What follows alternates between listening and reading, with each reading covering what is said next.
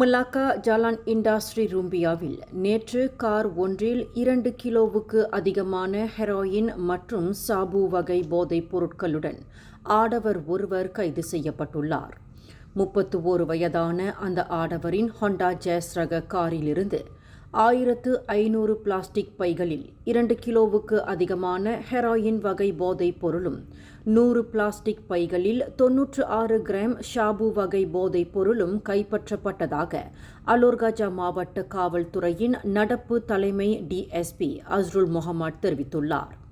மேலும் அவரிடம் இருந்து கைப்பற்றப்பட்ட போதைப் பொருட்களின் மதிப்பு 35,000 மலேசிய ரிங்கிட் என்றும் அஸ்ருல் முகமது குறிப்பிட்டுள்ளார். போதைப் பொருள் கடத்தல் தொடர்பாக பொதுமக்களுக்கு ஏதேனும் தகவல் தெரியும் பட்சத்தில் உடனடியாக அருகிலுள்ள காவல் நிலையத்தை தொடர்பு கொள்ளுமாறும் அவர் கேட்டுக்கொண்டுள்ளார். மேலும் செய்திகளை தெரிந்து கொள்ள கீழே இருக்கும் பெல் பட்டனை அழுத்துங்கள். உங்கள் மகிழ்ச்சியை வெளிப்படுத்த லைக் மற்றும் ஷேர் செய்யுங்கள். தொடர்ந்து திசைகளோடு இணைந்திருக்க சப்ஸ்கிரைப் செய்யுங்கள்.